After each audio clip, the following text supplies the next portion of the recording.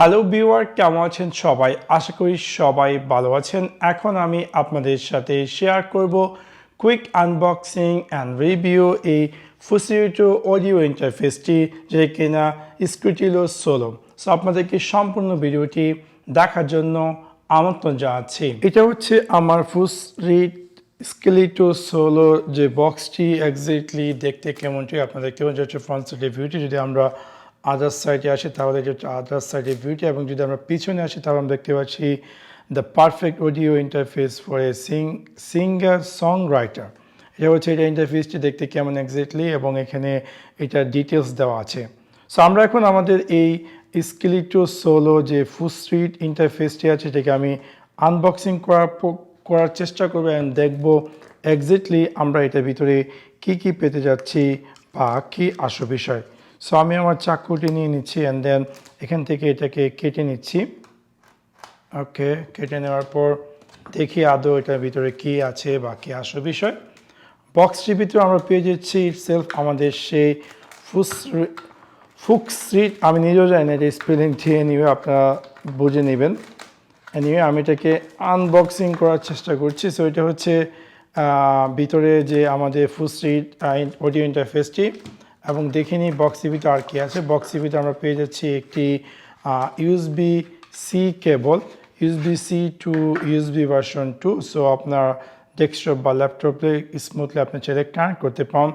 এবং এই বক্সটির ভিতরে আমরা পেয়ে যাচ্ছি একটি ইম্পর্টেন্ট সেফটি ইনস্ট্রাকশন। যাই হোক, বক্সটিকে আনবক্সিং করার পর আমরা পেয়ে যাচ্ছি আমাদের এই Focusrite যে অডিও ইন্টারফেসটি, সেটি একটি USB-C কেবল, যেটা কিনা একটি মাথা হচ্ছে USB-C এবং আরেকটি মাথা হচ্ছে USB ভার্সন 2, এবং এখানে হচ্ছে ইনস্ট্রাকশন গাইডলাইন্স। সো আমরা এখন এটাকে ওপেন করার চেষ্টা করি, এক্স্যাক্টলি দেখে নিই এই Focusrite যে এই অডিও ইন্টারফেসটি আছে সেটার ভিতরে কী আছে। আমি এটাকে জাস্ট কেটে নিচ্ছি। এটা খুবই স্মল একটি সাইজ, খুবই ইজি, আপনি এটাকে ক্যারি করতে পারেন, অথবা আপনি চাইলে আপনার ডেস্কটপ বা ল্যাপটপ যেখানে আপনি প্লেসমেন্ট করতে চাচ্ছেন সেখানে এটাকে প্লেসমেন্ট করতে পারেন। সো ফাইনালি আপনারা দেখতে পাচ্ছেন যে আমাদের এই Scarlett Solo যে অডিও ইন্টারফেসটি, সেটি আমরা এখন এটা বাই সাইড দেখি এক্স্যাক্টলি এটার ভিতরে আমরা কী পেতে যাচ্ছি বা কী আসল বিষয়।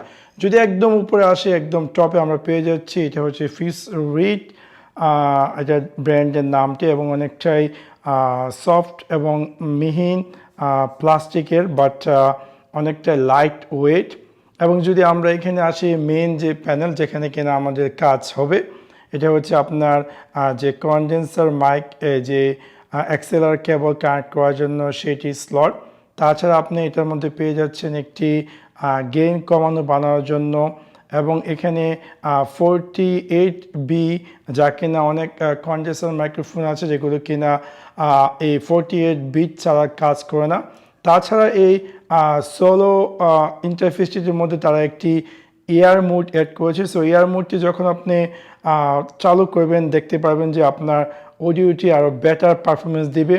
তাছাড়া আপনি যদি কোনো ইনস্টলমেন্ট থাকে এইখানে এটার মাধ্যমে কানেক্ট করে সেই ইনস্টলমেন্টের সাউন্ড, অনেক বিভিন্ন ধরনের যারা গান বাজায় বা এক্সেট্রা কাজ করে তাদের জন্য এই সকেটটি প্রয়োজন, এবং এখানে গেইন বাড়ানো কমানোর জন্য এই যে বাটনটি দেওয়া আছে এটাকে আপনি স্ক্রল আপ অন করতে পারেন, এবং এখানে LED লাইট ইন্ডিকেটর দেওয়া আছে।